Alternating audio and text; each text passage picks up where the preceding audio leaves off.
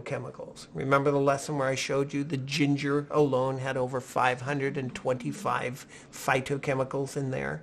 525, the tomato 400 carotenoids or carotenoids. And these are all immune building and immune enhancing. So I try to eat a wide variety of food during the day. I like to have a big salad, and I'm one of those, personally, I do very well with just fruit in the morning for me. I like to have my green smoothie in the morning, but I'll add nuts and seeds in there too to get some added protein, as you'll see on Tuesday.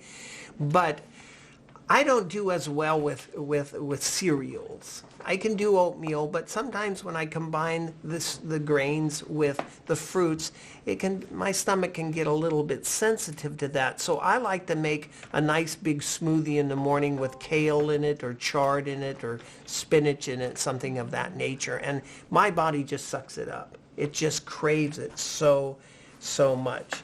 So food should be prepared with simplicity and variation, perhaps 3 or 4 dishes at a meal and properly cooked. Food should be carefully chosen and prepared with intelligence and skill. Avoid grease in foods. Lards, butters, hydrogenated vegetable fats may be classified as grease, and that's going to include your trans fatty acids, right? If using oil, use natural oil sparingly, such as olive, flax, grapeseed oil, and make sure to keep it refrigerated to avoid turning rancid. Now, I just want to interject right there. You have a question first? There's a new oil that my wife and I found. It's made out of coconut. Yeah, coconut oil's good. Okay, that's permissible. With it. Yes, it's very more stable in cooking, and they're saying use coconut oil in cooking. When you're heating, it's more stable. Olive is another one. That's one of the more stable oils. I did a radio show with Dr. Udo Erasmus that wrote the book Fats That Heal and Fats That Kill. And it was so eye-opening what he was showing me. And he was saying one of the most dangerous things you can consume is commercial oils bought in supermarkets like Mazola oil and these corn oils and these refined oils. He said, you don't know how they process this stuff. They actually heat it up so much, he says, and it goes rancid. You have this smell of rancidity, and then they use these chemicals to like deodorize it or take that smell out of it. He said, this stuff would kill you.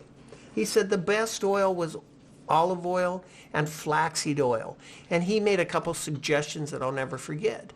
He said that, when you saute, instead of sauteing in oil, saute in water, and then add the olive oil after it's cooked. So you're not heating up the oil, but you're getting the fresh taste of the olive oil. He also made the statement that he likes to keep things refrigerated. Now, olive oil is stable more, room temperature and whatnot, and we don't find it going as rancid. But he would mix half olive oil and half flaxseed oil, and so he could put it in the refrigerator without it solidifying. So that's what he was doing. And grapeseed oil I see good. I'm not one for canola oil. All right? And then he talked about if you were to use sesame or sunflower, etc., use the unrefined versions. But they must always be refrigerated. So in the health food store, you have light bottles. You can see the oil through the bottle. That's going to affect the oil. You're also leaving it on the shelves. You don't know for how long. So I really like, if it's not olive oil, or grapeseed oil, I really want to see oils refrigerated. So flaxseed oil, you can learn a lot from buying flaxseed oil. What do you notice about the bottle when you buy flaxseed oil? It's black. They do it in a dark bottle so sunlight doesn't get through. It's in an oxygen-free environment because of rancidity. It has a date on it. Typically, they want you to use this up by a certain date. You can buy it fresh and freeze it, and it's going to extend that expiration date and refrigeration, but try to use it up.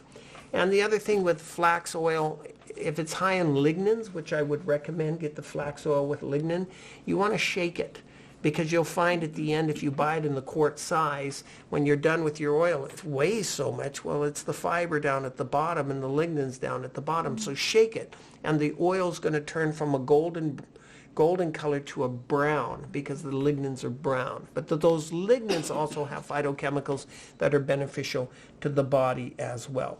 So stay away. Some people do oilless diets, McDougall, Caldwell Esselstyn and these people.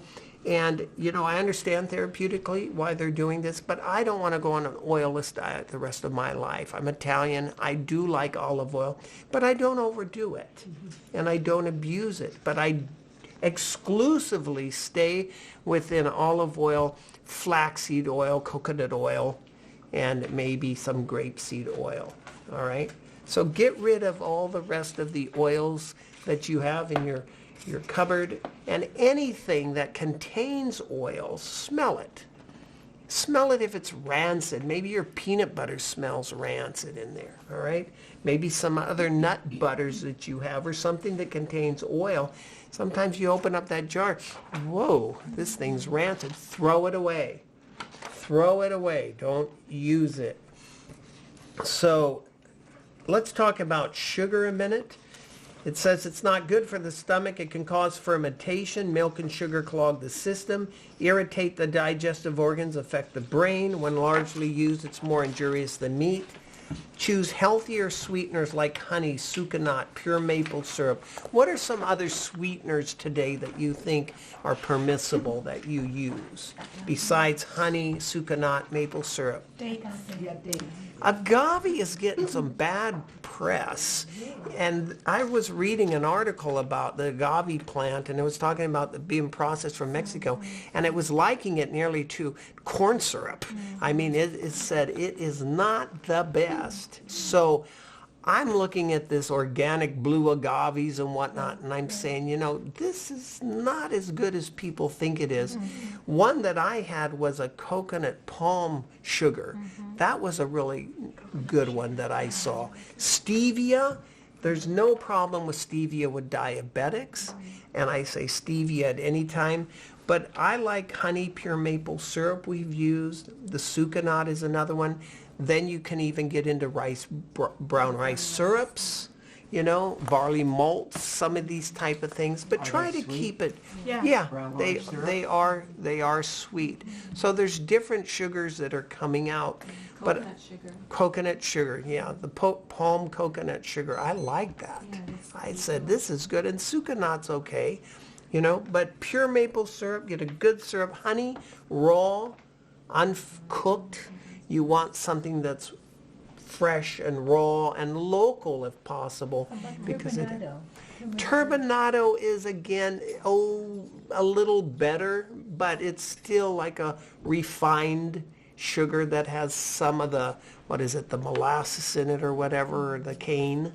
So sucanat is ground sugar cane, like the whole cane ground, and I think that's a better product. All right? So white refined fructose, I don't recommend. The fructose, dextrose, lactose, all of these sugars. One's a milk sugar, one's a corn sugar.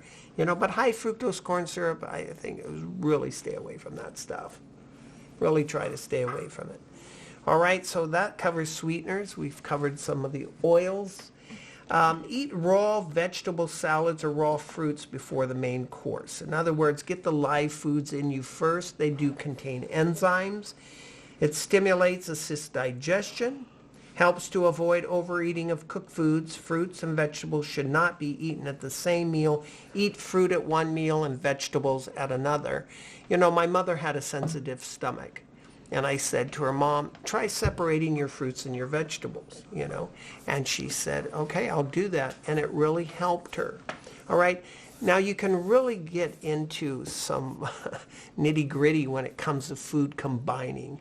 Eat just palm fruits together, and tropical fruits together, and eat just the melons alone. And it can get pretty, to me, a little burdensome to try to figure out all the time, should I eat this with this? But I would say this is my rule. If you have a sensitive stomach, if it affects you, your digestion, you get acid indigestion, you just cannot eat these two together, then definitely split them apart. It may not be best to eat the fruits with the vegetables. But there was a time where we ate watermelon and potatoes and both of us got indigestion. It didn't work well for us. Now it doesn't seem to bother me as bad as I've done more cleansing and whatnot. But be sensitive to that. If you are having acid indigestion or you're getting it after a meal, it may not be that you're just enzyme deficient. You may have combined foods wrong. So keep things separate. And there's neutral fruits, avocado. I can eat an avocado with an apple. I can eat an avocado with a salad. It's not going to bother me. Your nuts are more neutral. I can eat almonds with either one, all right? So your grains and vegetables. So the combinations, when you started to study about food combinations, the combinations that were really the ones that they warned against was eating, protein and starch. So meat and bread wasn't supposed to be the best combination. And so you think about the hamburger and milk and ice cream, the protein combination in ice cream and all of these. So it can cause some problem. But I don't eat any of the meats anyway. So I'll try to have a big vegetable meal. Another thing is have a big salad every day. Really, and put in all the vegetables that you like in there. Different colors, a big salad, it's live. And that live meal is very, very important. Let me comment just for a minute, that the book Fit for Life that came out, Harvey Diamond, right? Years ago, he was advocating just fruit before noon. And he was saying you break the fast, breakfast, with fruit. And before 12 o'clock, it's very cleansing. It's high in water and whatnot. And as I said, for me, my body really agrees with that, having just the fruit only. I don't think it's wrong to have grains. Having a big breakfast is good. But my big breakfast in my Vitamix with almonds and sunflower seeds and pumpkin seeds and flax seeds and chlorella, spirulina, purple dull seaweed, barley grass, alfalfa grass, wheatgrass, my blueberries, my strawberries, my apples, my oranges, my bananas, and my chard is a big breakfast for me. And I'll drink a quart of that. I get up in the morning and I'm craving it. And I make that and I just start drinking it. And it's like my body just says, yes, and sucks it up inside. And I just get this tingling of energy. Everything I just ate is living.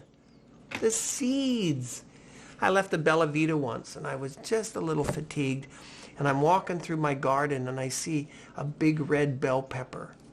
And I grabbed it and I opened it up and I ate all the seeds inside, because that's where the life really is, right? The seed. And think of this too. You take, how God is so good. You take a little seed, and I teach my children. I plant it in the dirt and I said, watch what happens. And we water it and the sun shines on it. And here comes a new little plant. And it grows. Pretty soon we got little flowers. And now we have, how many? Look, children, there's 6 bell peppers on this plant with hundreds of seeds in every one. So from one little seed, God gives us thousands of seeds to grow more plants. And so he works on the plan of multiplication. So isn't that beautiful? So eat the raw vegetable salads. Eat a lot of raw foods. I'm not 100% raw, but at Bella Vita, I'm only raw. I teach you to be only raw. Why? Because I think it's the best. I really do. I think there's more life and vitality and life force from these living foods than eating something that's been cooked, because you're killing the food. You're killing the enzymes. So when you leave, you don't have to be 100% raw, but try to think lots of raw. So lots of fresh fruit in the morning is very beneficial, okay? Lots of vegetables in the afternoon is very beneficial. And then have a big salad during the day, and you've included 50% or more of your diet right there with living foods and raw foods, all right? And with the Charmaine mentioned to you the Going Raw book out there. It comes with a DVD. It's really good, and since Charmaine went to Living Light Culinary School in Fort Bragg, to see her come back and the things she makes. I mean, those kale chips we're going to get with the burger. I mean, she made me onion rings. And Debbie made me this onion bread in the dehydrator. I ate the whole thing. She sent over this bag. I ate the whole thing. So there's so many beautiful things that you can make now with the live foods and the raw foods, the desserts that they make. It's really, you can make a raw hummus. I mean, beautiful. You sprout those, get those garbanzos sprouted and soft, and just blend them up and make a raw hummus. An onion bread she made. Yeast? No, it was in a dehydrator, and it was flat. It looked like a little flat bread. I mean, gluten intolerant, I can't find many breads. I mean, today you can more than ever. But she made me this onion bread, and just the aroma. I just said this was fabulous. And I stayed at a lady's house. We were speaking in the Bay Area, and I stayed at this friend's house, and she's full-blooded Italian. And she's making this pasta fagioli, and and I went, this, an onion bread, and she made 2 cheesecakes, a strawberry and another one. It was incredible. And I said, bring it on, bring it on. So it's really cool when you see that people are taking this raw thing serious and teaching it. It's a new day and age in our church, because it's raw. It wasn't too popular, and they thought it was fanatical. And now it's so popular out there in the world that they're, 3ABN and other places are saying, we want raw shows, we want raw shows, we want raw shows. So I'm glad that we had raw demonstrations at our Health and Healing Crusades 10 years ago. I had Nomi Shannon, I had the top ramen.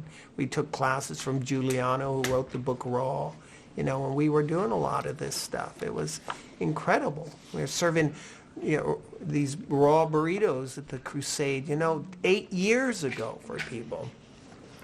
So try to eat organic whenever you can, okay? I really do believe in organic. It costs more money. It does. Many times. But there's so many farmers markets out there today that you can get some pretty good deals. Buy a tomato plant. Buy a zucchini plant. Plant an orange tree, But try to eat organic whenever possible. And there's what's called in California anyway, with a purple label on the fruits and the vegetables, and it's called certified organic. And that is a group of farmers that take special care of the soil, and they do it right. And so if I see that purple certified organic, I know that I'm getting the quality that I'm looking for, all right? But try to buy organic. I spend more money. Trader Joe's has a lot of organic garbanzos, organic red beans, organic black beans. They got a lot of different organic foods there. And I look for organic, and I buy exclusively. And that's what we serve at Bella Vita. We try to get everything we can organic for you. All right? Because we want you to have the best. We don't want sprays. We don't want chemicals. And the farmers are, to me, they're really taking care of the crops and making sure that it's the best for the consumer. So the soil, I think, is better. And the product is better. And try to eat things in season. Okay? Spend a little more money to get the healthiest food. So as we've always said, eat rainbows, right? And many colors. Many different colors. The pigments of the plants have a biologic effect in humans. Lycopene is healing to the prostate, can prevent prostate cancer. The purples, the yellows, the oranges, the greens, the reds. I tell people that have prostate issues, eat a lot of red. Just think about it. Eat as much red fruits and vegetables as you can if you have prostate problems. That's pretty easy, right? Who doesn't like tomatoes and watermelon, right? Okay. Eat sparingly. Eat for strength and not for drunkenness. The benefit you derive from your food does not depend so much on the amount eaten as upon its proper combinations and its thorough digestion, and keep it in the mouth longer. I'm bad at that. I just figure if I can just keep putting a new spoonful in my mouth, I'm going to keep the taste there. Well, how about just taking the one spoonful and chewing it slower and savoring it? You know, enjoy the flavors in your mouth and make sure you mix them with saliva to get thorough digestion. So it says, neither does gratification of taste depend so much upon the amount of food swallowed as upon the length of time it remains in the mouth. So overeating clogs the machinery, weakens the moral power to resist other passions. Eat at regular intervals, okay? I think this is true. People, how many times they've asked you, I'm sure, Beverly, in your lectures out there, well, my doctor said to eat 6 small meals a day, and that's going to help me with my hypoglycemia. I was hypoglycemic before I became vegetarian. And I found, you know, many times I was missing complex carbohydrate. I needed the better fuel for, you know, my body to function. And so once I started adding whole food, simple food in simple form, and eating enough at a meal of a variety, and getting complex carbohydrates, maybe it was whole grains, you know, maybe it was some nuts and some seeds, but if I ate to my fill and I got rid of the sugar, that was a key for the hypoglycemic, that I found that I didn't get this drop off that I always used to get where I felt like, oh, I need to eat. The food, if it is the best quality, will sustain you for 5 hours, no problem. It should sustain you, all right? So you want to eat at regular intervals for the purpose of having thorough digestion. Let the stomach fully digest the meal and let it empty before you introduce another meal. I kind of use an illustration that, you know, it would be like right before the washing machine cycle's ready to finish, you throw in a bunch of dirty clothes again. Nice little illustration. Okay, if I don't wash it all over again, I'm not going to have a clean load. Same with your digestion. The body says, I'm not going to release what's in my stomach because there's undigested food in there. It's pretty interesting, all right? So you want thorough digestion. You want to try not to eat between meals because it's going to affect the stomach, just like I said. Let the stomach do its work, and also before bed. Don't go to bed with a full stomach. You know, I'll tell you, I make that mistake. If I have a mistake that I make, it's eating too late at night at times. I'm busy, I finally get home, I'm famished, I'm starving. But I know in my body now that it depends what I eat. If I eat some fruit before bed, I don't have as much problem that if I eat protein, I could have indigestion and you're laying down and now more acid is needed in the body so it seeps into the esophagus and you can taste the acid from your stomach. So let the stomach have the night off. Let it rest.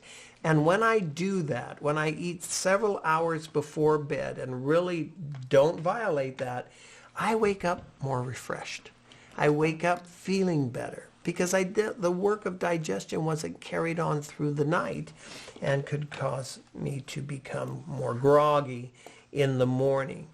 Talking about eating and drinking with meals, we try to avoid drinking with meals because you can dilute your digestive juices. I've read where the water must first be absorbed. You can dilute your saliva. You can dilute the hydrochloric acid, all right? And cold beverages is a mistake. The stomach's trying to warm up and you're drinking ice cold beverages. I don't recommend that at all. But a little water before or after a meal isn't the problem. It's drinking lots of ice cold water and cold beverages during the meal. It also helps or it causes me to cheat, that I'm not going to chew as much because I can just wash the food down and take the next bite. When I was in the world, I'd have a big steak and I would take a chunk and I'd chomp, chomp, chomp, and I'd grab that ice cold beer and go, "Ooh," cut another piece, you know. And now, if I don't have the liquids to wash it down, I'm going to chew it more thoroughly, which is going to benefit digestion. It's going to make it easy for you, and you're using the teeth the way God intended you to use it. Take time to eat and enjoy meal times. That's a great social time. You know, being Italian, when you go to Italy, you know, what do you got? 6, 7 course meals, and it's a 2-hour event. You know, it's not like here in America, first one done wins, you know, and we're eating my kids, I go over there, they're eating standing up. Why don't you sit down? Let's enjoy the meal. We got to go, Dad. We got to go. See ya.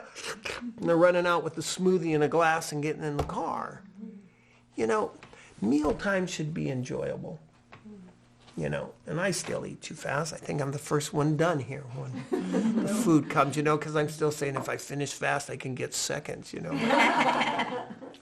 But try to enjoy your food, chew it well, and don't eat if you're really upset, because digestion's impaired. You're better off just waiting till you relax a little bit. But we all have done emotional eating, haven't we? Mm-hmm. Some emotional eating, and that's pretty interesting. All right, so eat a big breakfast. In the morning after a good night's rest, the stomach's far better to digest a hearty meal than other meals of the day. And also the practice of eating a little or no breakfast and a heavy supper may put on unwanted pounds. All right, because I always think, you know, in the morning I'm filling the car with gasoline and I'm going to burn that gasoline. But I've arrived at my destination. I fill it with gasoline. I'm not going anywhere. I'm not going to burn that gasoline. That's where I think of the calories. Okay? I want to take, so people, you know, they eat the big dinner, they'll skip the breakfast, they'll snack through the day, maybe have a big lunch, and then they wonder, why is it so hard to lose weight? You know, being an ex-bodybuilder, you know, I go into the gym and I see these people and they can't lose weight and they're on the treadmill forever and they're sweating and sweating and sweating and sweating, and then they sit down and they're drinking a beer. They're eating the donuts the ladies bring to the gym. And I know that when you want to get physically fit, exercise is huge. But diet is huger. It's bigger. It's 80% of it, okay? 20% of it is the exercise. 80% is what you're putting into your body if you really want to stay trim and cut and control the pounds, right? So what you choose to eat, the time you eat, not eating between meals, not grazing all day long, not snacking. 2 meals a day for some are better than 3. I tell people, you know, you can't lose the weight. Try 2 meals a day instead of 3. Eat at 8 o'clock, eat at 3 o'clock. And then maybe something very light in the evening. And, you know, maybe a piece of fruit or something very light. But that can help people lose weight. That's a good practice for some, especially if they're sedentary and they're not exercising, they're not working that hard. They don't need all those calories, do they? Grains, fruits, vegetables, nuts, and seeds are found all the food elements to make good blood. That, in other words, that's saying it contains all the nutrients we need to live, doesn't it? Eat a wide variety of fruits, vegetables, dark leafy greens, more raw foods, whole grains, cereals, and breads, unless you're gluten intolerant or sensitive to others. Vegetable proteins, sources such as dry beans, right? Peas, other legumes, soybeans. You know, talking about soy, I'm gluten intolerant and I cannot eat soy. I cannot eat soy. I have the symptoms similar to the gluten. I feel off. I feel like I'm hungover. I can have depression eating the soy, and I had to give it up. I had to give up the soy hot dogs, and I had to give up the soy burgers and the soy jerky and everything else I liked. I couldn't eat it anymore, you know. But The soy, the problem with the soy is it contains phytates that combine with calcium and other minerals, so it can absorb, or you can lose minerals as a result of eating phytates. And another food that has phytates that people were using for fiber that I'll warn you against is wheat bran. When you get these bran cereals, be careful. My cousin had a horse, and the hooves of the horse were peeling. She called me up. She said, Danny, do you know why my horse's hooves were peeling, or can I give him a supplement of some sort? I said, well, what are you feeding it? She goes, I give it a cup of bran, wheat bran, every day. And I said, cut it out. And she did, and the peeling of the hooves stopped. All right? Because it will bind with calcium, and you'll lose calcium with wheat bran. So that's not my choice of additional fiber. Mine would be psyllium husk. It's the husk of a seed. And I didn't say psyllium husk powder. I didn't say psyllium seed powder. I said psyllium husks. What we add here to Bellavita to your black drinks is husk. It is little, it's like a flake. And I found that I had more soft formed stools than clumpy plops of stool from getting just the powder. It seemed to clump, where this husk is more evenly kind of distributed. How do you tell? I couldn't tell that. I thought that was a powder. Which The one? psyllium husk. It comes in powder or flakes. Okay. So it looked like a powder, but that's flakes. Yeah, if you look at it closely, you'll see it's flaky. Danny, Yes. are you able to tolerate the soybean itself as opposed to the Adami, the edamame? yeah. Are you able to tolerate that? you know, I don't even mess with that. I've tried. Here's my point on soy. It can affect assimilation. It also, Gerson and others and research shows it can suppress the thyroid. Fluoride in water can suppress thyroid, blocks iodine. Soy can affect thyroid because they found that it causes hypothyroidism. For me, you know, I've tried just the bean, like you're suggesting, in its purest form. You know, I don't feel it bothers me as much, but I have had such a reaction to it that I avoid it. But I'll eat a few beans if I was out, but not much. Okay, and here's the information that I'll share with you on soy. Why I really am adamant against soy in working with terminally ill cancer patients or terminally ill people, anybody with a terminal problem. Dr. Gerson, this is what I like, that he was working with terminally ill people, and he would introduce certain foods, and they would decline. They weren't the progress was stopped, and they're getting sick again. One of them was soy. He found if he introduced soy, they weren't doing as well until he pulled it out, and then they started healing again. So I learned, based on the information, based on that finding with Dr. Gerson, I do not recommend it in a program like this, and I will not serve it. If you're healthy, I would say use it in moderation and use it in its purest forms. And tofu is one that I feel is okay to have some, but look at the processing of that tofu and where it's done. So we did a school, you know, one of the field trips. We took them to the tofu factory in Sacramento, and they did it right.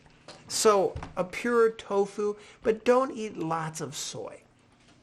Watch the DVD we have here, Excitotoxins, by Dr. Russell Blaylock, and he talks about the problem with soy, and isolated soy proteins, that you have too much glutamate in it, and it affects the brain. And this is the connection as an excitotoxin. So that's what you want. Bragg's amino, when we had Dr. Russell Blaylock in Lodi, and he started hitting soy, boy, did the phone ring off the hook at Modern Manna, because all the Adventists, so many people were on Bragg's liquid aminos. But the story goes, as the way I remember it, is at first, you know, we contacted Bragg's company, and, they were saying, well, we use a processing and how we, how do you get soybeans so salty? What are you doing to this product to make it so salty? But people started to call and whatnot, and pretty soon they would not even, they were not going to respond to this anymore. So I said, no more and I would eat it. I mean, if your taste buds start jumping around in your mouth, it has excitotoxins in it, but the way that it would make my brain feel. So now we use the coconut aminos, and that's all you want is you want it for flavoring. So that's a healthier form that we have found today. So Bragg's aminos out. And what about peanuts or nuts? Peanuts are not nuts. Peanuts are legumes. The problem with peanuts is they get a fungus called aflatoxin. And I used to eat peanuts and get an earache. And what is this? I eat peanuts, I get earaches. But the aflatoxin, the government, there's so much aflatoxin in crops of peanuts. But years ago, Arrowhead Mills used to have peanuts, and on the jar it would say aflatoxin free. And that was really cool, all right? So you want to make sure that you get some fresh, again, all that oil sitting on top in that jar. And I just sit there and go, how can this oil be healthy when it's separated from the nut and it's stored there for 8 weeks? I just question that at times. So I used to have a peanut butter machine at my health food store, and we would grind the peanuts right there for the customer, and it was nice and hot and warm. But I would definitely look for a more natural product. And I don't eat a lot of peanut butter. I like almond butter. So I'll eat more of the almond butter. I think it's healthy. And there's some really good companies out there. Trader Joe's has raw almond butter, and there's organic raw almond butters. The problem with almonds now in California is they passed a law that all has to be pastured. It has to be flash pasteurized again. So now you're killing some of the life force, right? That's why I planted 21 almond trees on my property, so I can still. But I've heard you can ask the local farmers at the farmers markets, call some of these orchards, and you may find some that are not pasteurized, okay? So we want to get our protein sources from what? Let me ask you, there's the typical thing. Where do you get your protein? Where do you get your calcium? So where do you get your protein? From a mixture of grains and legumes. Is complete. Grains and legumes. And she said this word, complete protein. When it's mixed. Yeah, years ago, Frances Moore Lappé wrote Diet for a Small Planet, and she advocated that you had to combine certain vegetarian foods to have a complete protein. But now it's saying that that's not necessarily true. If you had beans at breakfast and you had rice at lunch, there's like a amino acid pool where your body can still have adequate complete protein. So I don't sit there and panic about that. But in the books you read about combinations to make complete proteins, they said just naturally certain cultures do that. They'll have pita bread and tahini or hummus, the garbanzos, so the beans and the grains, beans and rice with the Mexican people, tofu, again a legume, and rice with the Chinese. But where do we get our protein? Whole grains, right? Your beans, your legumes, your nuts, your seeds. Just whole grain bread has, 16-17% protein. Let me see if I remember. But the thing that I used to say in my cooking classes that impacted me was, first of all, the protein requirements were based on the nutritional needs of rats. And rats needed a lot more protein at birth per size than human babies did. But the thing that McDougall showed that really impressed me was, he said, what are the calories of protein in mother's milk? Okay, how much of the calories that you're getting in mother's milk comes from protein? And I think the answer was like 4%. 4% of the calories are protein at a time when the baby needs to double its body weight and grow flesh and bone. So you start realizing that this hype of all this protein you need and from animal sources is not true. All right? So where you get your calcium? Greens. Greens. Greens, right? Soy, figs, fruit. There's calcium in carrots. I mean, you let it sit, you'll see a white at the bottom of the thing. And there's calcium in there. And so our bodies don't necessarily need the 1,200 milligrams of calcium a day. But even though Americans have been sold that dairy products are necessary to get adequate calcium, we are calcium deficient in our country because of a high protein diet. And that leaches calcium to buffer the acid forming foods. And that's why you're seeing so much kidney stones, and you're seeing osteoporosis in this country is because of the high protein diet. So the information is faulty. So we want to reduce fats, oils, salts, and sugar. Let me talk about salt a minute. I really am big on this. I don't like sodium chloride. I don't like isolating these two, sodium chloride. And I did 2 radio shows with the owner of the Celtic Salt Company, and I also have a video here on Celtic Salt. And when I watched it, I was shocked. They are refining the salt like you refine wheat and make white bread.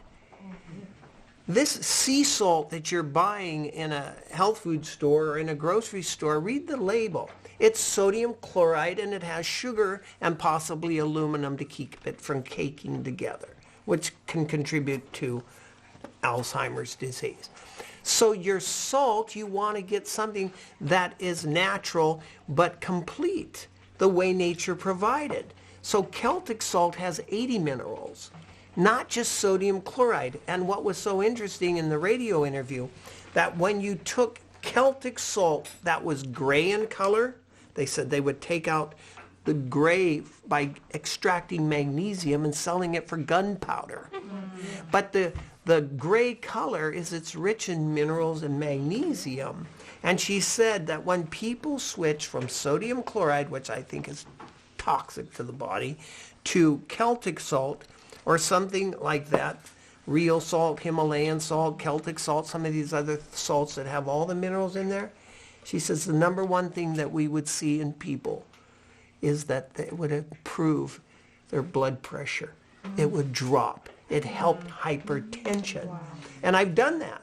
Why is it that you're drinking seawater and everybody's blood pressure's dropping? Look at your blood pressures. It just, whoa. Okay? We don't serve salt. There may be a little bit in there. I've told to Charmaine, if you use any salt, Celtic salt. That type of salt only. On the Gerson therapy, if we ever want to do a class on the Gerson therapy, it's incredible what I know and what I've learned. But in the United States, this is what I read years ago, you're only allowed to buy potassium over the counter at 99 milligrams. Mm-hmm.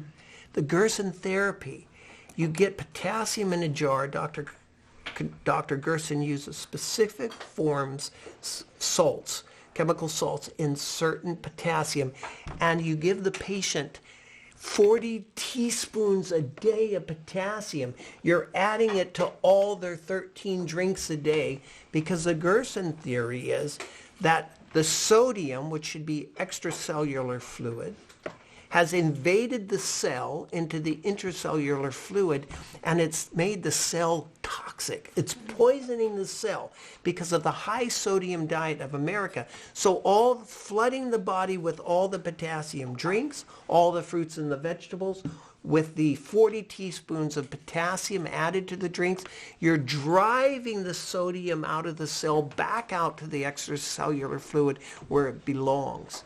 So I'm very adamant about not over-salting anything, especially in therapeutic programs. I don't give the patients any salt. I give them rich potassium drinks with added potassium they can even take for their bodies, all right? So you realize that? So people are eating too much salt, way too much salt. Don't add Morton salt. You know, people add way too much salt. You're getting sodium in your fruits and your vegetables, right? And when you read the books on pH balance, I read some incredible books about pH balance. And I can't quite remember exactly how it went, but it was saying that the number one buffer in the body, we think of calcium, it's sodium. If I have my pH in my pool, I use bicarbonate of soda. If you take bicarbonate of soda, baking powder, baking soda, it neutralizes acid in the body. So it was saying that people are taking all this acid-forming food, so the body is looking for sodium, and it pulls it from the from the gallbladder and the bile. And in the process, it says, in doing this, it concentrates the cholesterol and it forms stones. So the gallbladder problems could be the result of taking too much acid-forming food, not just the fact you're eating too much cholesterol. Isn't that amazing? So I think of getting organic sodium, which is going to come from your fruits and your vegetables again. You're going to get the alkaline foods that you need. And when you get into a place where you've drained your alkaline reserves, your body goes into an emergency state and it produces ammonia. And that means super alkalinity as an emergency. So when people sweat, urinate, you smell ammonia, they are alkaline deficient. They are headed for sickness, disease, and crisis. I smell it sometimes. When I was back bodybuilding on a high protein diet, and I noticed sometimes I get lobster, crabs, and whatnot, and I go, why does this smell like ammonia? I would smell this ammonia thing even in my breath. I smell ammonia. I taste ammonia. It was because I was eating such an acid-forming diet, so much acid food. And so you're setting yourself up for what? Losing calcium from the body. You don't have enough fruits and vegetables. You don't have the organic sodium. Your body goes to the secondary buffer, which is calcium. It pulls it from the bones, and therefore you become osteoporotic. So lots of fruits and vegetables. Exercise, weight-bearing exercise. And it really isn't that hard. This sounds complicated. What I'm saying is, to put it simply, live in the garden. Don't eat the animals. Pet them. You know, I went to this little animal farm one day. They sold fruits and vegetables, and they had a petting zoo. And I had my little girl, it was Lauren, with me. And we walked, and we're looking at the little lambs. She said, Daddy, let me pet the lamb. I want to pet the little lamb. And I said, honey, I'm going to get a baseball bat, and I'm going to club that lamb over the head and smack it. And we're going to rip its skin off, and I'm going to cut off its leg and get some rosemary and thyme. And we'll put it in the oven at 350 degrees for about whatever it takes. And then we're going to have roast leg of lamb. And she looked at me, and what are you talking about? But that's what people do. They kill those docile, innocent creatures, and they eat their bodies. You don't need to eat his body to live. What is with that? My children can't understand it. Killing animals and eating them? I'm assuming your children never ate meat. They have never. Never tried it. I think somebody gave them a little piece of a fish or something, but no. They typically know. They haven't, I don't think they've ever tasted chicken or whatever by accident. You know, you're eating the beans at Chipotle and a piece of chicken flew in there. There's meat in there, you know. But you see what I'm saying? They haven't had it. But look at them. Look at Daniel. Come on. Look at Lauren. They're vegans, you know. They've lived this way. They've been raised. They have never had drugs. And they know about alkalinity. I'm walking over here with my 16-year-old this morning. Dad, you need the lawns mowed? I said, yeah. And you need gas for the car, so I need the lawns mowed. And she says to me, you got any liver flush? And I go, I don't know. I said, we finished them Saturday. Oh, I want some liver flush. And I said, well, go look in the refrigerator. I mean, 16-year-old kid, I want a liver flush. That's so cool, right? And you see them picking the cherries, and what are we growing over here? I crave a salad. And their skin is so nice. You know, I just have a few minutes, but I want to tell you, a little story where Gianna had a complication in her life, and we did everything we could naturally, nutritionally, and helped her tremendously and whatnot. But she would go to school and she would have her vegan meal, and she'd have a thermos filled with carrot juice, and all these living foods, and she was the smallest girl at school. And I said, honey, God does big things even through small people. But she would come to school and people would come around and say, so what are you eating today? And they'd want to try her food. And they started asking her, can I have a little bit of your burger over there? Hey, can I taste that juice over there? And people were impressed by the lifestyle that she was living. So even through your children, they can shine.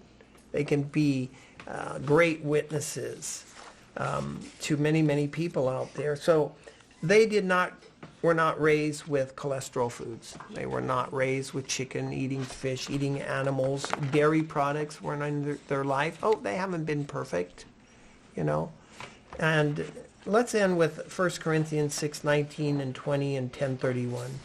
What, know you not that your body is the temple of the Holy Ghost, which is in you, which you have of God, and you are not your own? For you are bought with a price. That's the crucifixion. He bought you when he died for you. Therefore glorify God in your body and in your spirit, which are God's. Whether therefore you eat or drink or whatsoever you do all to the glory of God. All right? So that's nutrition.